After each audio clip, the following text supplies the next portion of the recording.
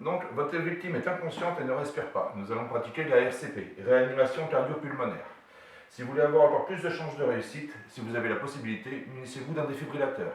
Vous n'avez aucun risque à vous en servir. Les Français sont très peu au courant, mais un défibrillateur n'est pas du tout dangereux. Un enfant de 5 ans pour y arriver, on appuie sur le bouton vert et on va écouter les indications. Appliquez les électrodes sur la poitrine nue du patient. Les électrodes, vous avez un Branchez symbole le connecteur des électrodes à côté du voyant clignotant. qui vous dit exactement où les mettre. Je les positionne comme ceci. Si je les inverse, ce n'est pas grave, le cœur sera au milieu, le courant passera au niveau du cœur. Appliquez les électrodes. Branchez le connecteur. Connecteur, voyant clignotant. Vous voyez ici, je le pose là. Analyse du rythme cardiaque en cours. Ne pas toucher le patient. Choc recommandé. Appareil en charge. Restez à l'écart du patient. Délivrez le choc maintenant. Appuyez sur la touche orange maintenant. Choc délivré. Vous voyez, En pause. vous voyez que la machine vous donne toutes Commencez les, la RCP. vous voyez que la machine vous donne toutes les indications. Vous avez deux types de défibrillateurs. Les défibrillateurs semi-automatiques où c'est vous qui allez délivrer l'impulsion. Et maintenant, on ne trouvera presque plus que des défibrillateurs entièrement automatiques où vous aurez juste à mettre les électrodes et c'est la machine qui fera tout le reste.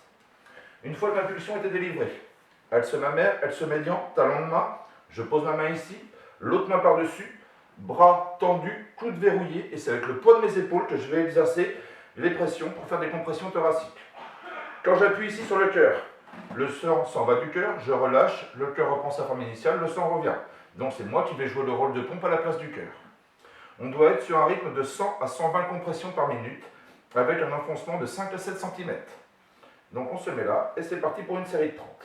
1, 2, 3, 4, 5, 6, 7, 8, 9, 10, 11, 12, 13, 14, 15, 16, 17, 18, 21, 22, 23, 24, 25, 26, 27, 28, 29, 30. Là, je vais pratiquer deux insufflations. Je pince le nez, je bascule la tête en arrière, je regarde en même temps le torse de ma victime. Je vois que ça se gonfle et je reprends 30 compressions thoraciques. 1, 2, 3, 4, 5, 6, 7, 8, 10, 11, 12, 13, 14, 15, 16, 17, 20, 21, 22, 23, 24, 25, 26, 27, 28, 29, 30.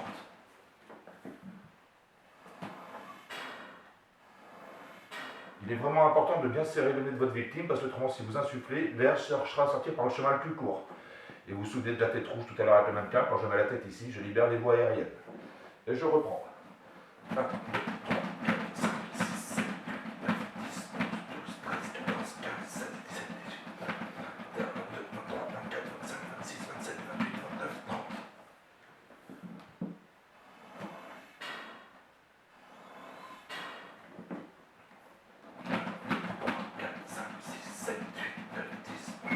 Arrêtez la RCP. Analyse du rythme cardiaque en cours. Restez à l'écart du patient. Choc recommandé.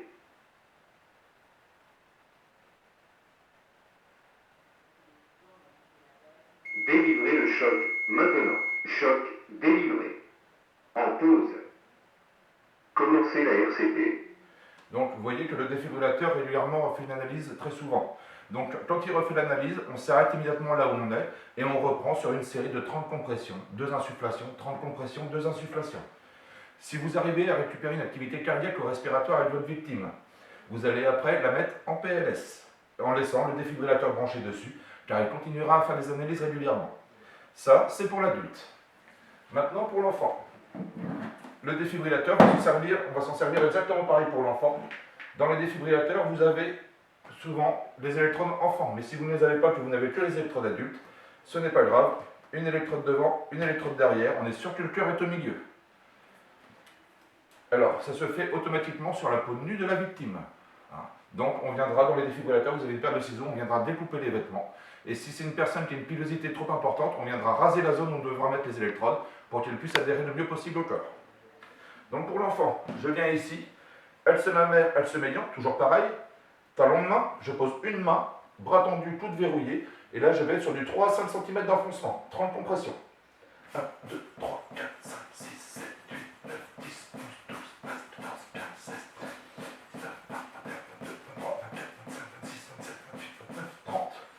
Je pince le nez. 1, 2, 3, 4, 5, 6, 7, 8, 9, 10, 11, 12, 13, 14, 15, 16, 17, 18, 22, 23, 24, 25, 26, 27, 28, 29, 30. Donc pareil pour l'enfant, 30 compressions, 2 insufflations, 30 compressions, 2 insufflations. Et maintenant pour le nourrisson. Donc pour le nourrisson, et bien là, axe mammaire, axe médian, un doigt, 2 doigts au-dessus, et 30 compressions avec juste 2 doigts à la verticale, avec la pulpe des doigts. 1, 2, 3, 4, 5, 6, 7, 8, 9, 12, 13, 14, 15, 16, 17, 18, Arrêtez la RCP. 22, 23, 24, 25, 26, 27, Analyse du rythme cardiaque en 29, cours. 30. J'ai oublié de t'éteindre. Pour les insufflations pour le nourrisson, on va faire ce que l'on appelle du bouche à bouche à nez. C'est-à-dire qu'avec ma bouche, je vais prendre son nez et sa bouche, car il a un visage trop petit pour que je puisse lui pincer le nez et mettre la tête en arrière pour les insufflations.